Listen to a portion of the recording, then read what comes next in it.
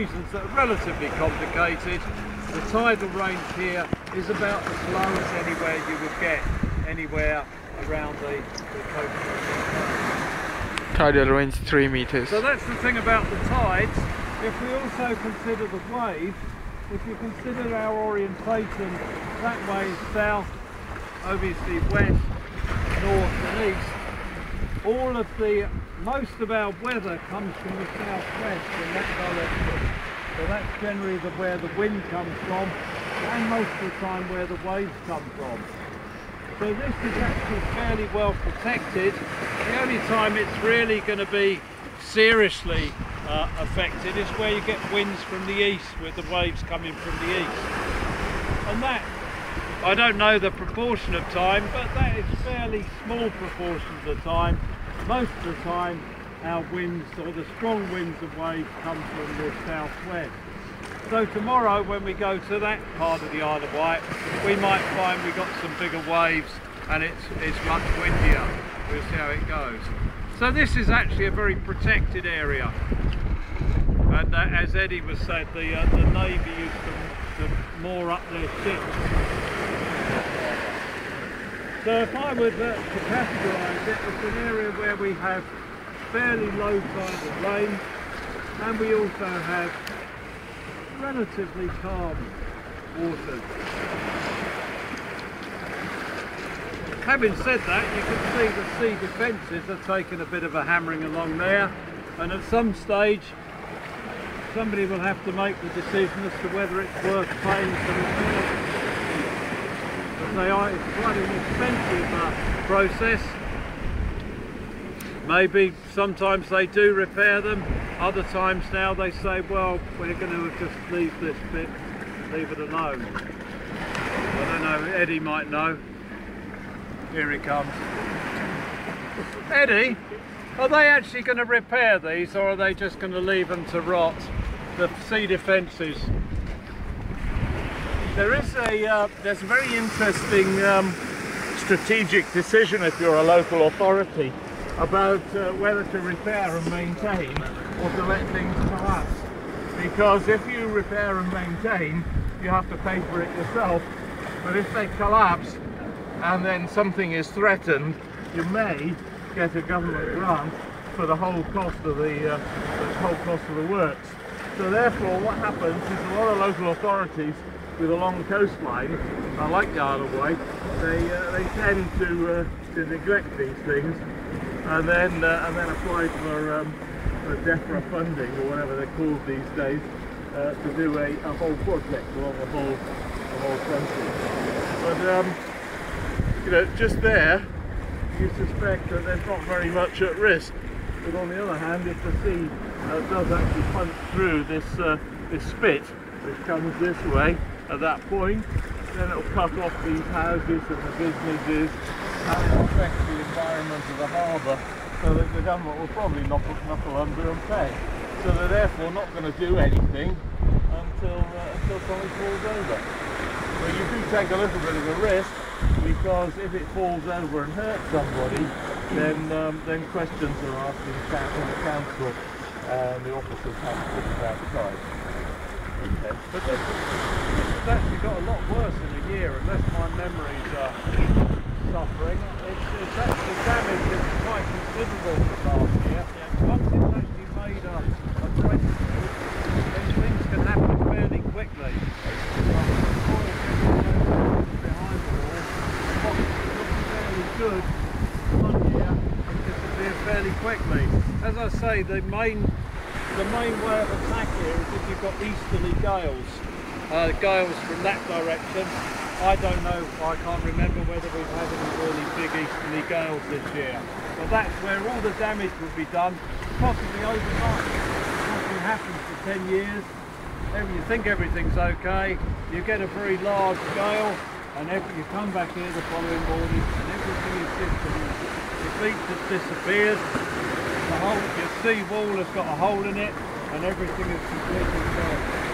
So it's just like a all the processes on the coast are very much non-linear. Nothing happens for a long while, and then everything happens in one go. So I think that possibly this year there has been a major easterly gale at some stage. Sure, the winter, It's been in the winter. It's really clobbered the sea wall. And do you want to know when it was? Go on then, tell me. You were here probably. No. Do you remember the snow before Christmas? Right. No? What sort of weather pattern brings that down from the Arctic? Yeah. It comes down the North Sea and then eastward from the east into southern England. So that was probably the time when that snowstorm arrived that a lot of the damage was done here. Now that's just a guess, Yeah. but that's the sort of pattern you get. Because the dominant wind here is from the southwest, and the whole island is in the way of that, and that is why this is normally a very sheltered spot. You don't know. Yeah, that's good. Only the half here. Okay, now when you look at Bembridge Harbour, which is what we're looking into now, Bembridge, by the way, is the little village on the other side. Okay, so you often hear my colleagues Bembridge. talk about going to Bembridge. Actually, we almost never go to Bembridge. We all just come here to St Helens. But here in Bembridge Harbour, what you can see, I think, is as the tide goes out, and it's just begun to turn. About an hour down, I reckon. Yeah? Yeah, so you see the currents developing now out of the harbour. Right, so you see the end of this breakwater here. You can see all the water is moving out, yeah? And that isn't just the wind causing the waves on there.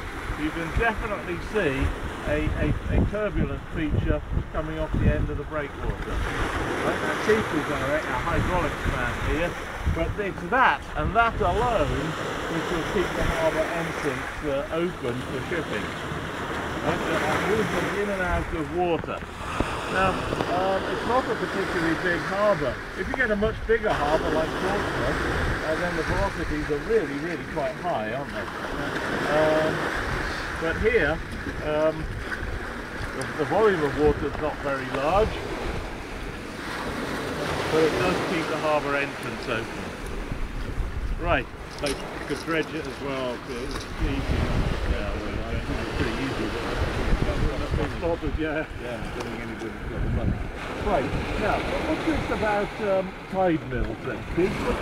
What are tide mills? Okay, so you've got a place like the Isle of Wight, the rivers on the Isle of Wight, because of the, you take the size of the Isle of Wight, it's relatively small, so the rivers will be generally quite small, and so there won't be many sort of traditional mills that you would get on other rivers. I think if you go back to the Domesday book, just after William the Conqueror arrived, 1,000 years ago, I think there was something like 10,000 mills, weren't there, in the country. But there won't be very many on the Isle of Wight because the rivers aren't big enough. And so what they tended to do on the Isle of Wight, they have what's known as tide mills. And these are a quite simple idea. The tide comes in, you then hold the water back in a lagoon or a reservoir or a harbour, and then when the tide goes out, you let the tide go out a certain amount, and then once you've got a decent height difference between the two heads, you then open your sluice gate and your tide runs out through your water wheel or your turbine. So that is the way they actually did had their mills here. They allowed the tide to come in, they stored the water, and then they allowed it to go out on the ebb side, the tide going out to the ebb side. And these are all over the country. In fact, I was reading, I'm sure Eddie would be interested in this because he's interested in anything Roman. They've recently discovered evidence of a Roman tide mill on the River Fleet in London. The river that flows into the Thames, and they had there. And so there are a number of tide mills on the Isle of Wight, and one of the ones we get to see where it was later on. You might think that's the thing in the past. That's if they were going to generate electricity using tide, that is the most promising way to do it. A allow the tide to come in behind the barrier and then allow it to flow out through turbines and generate electricity. And you might have heard about the seven-sided barrage. It's either on or it's off, or it's on or it's off, or it's on. A few years ago it was back on, but now it's off again. That would have generated, if they had built it, maybe somewhere between 5 and 10% of the UK's electrical energy. It's not happened at the moment. There's just one really large one anywhere in the world, and that's over the pond in Bromhead, where they have a large tide.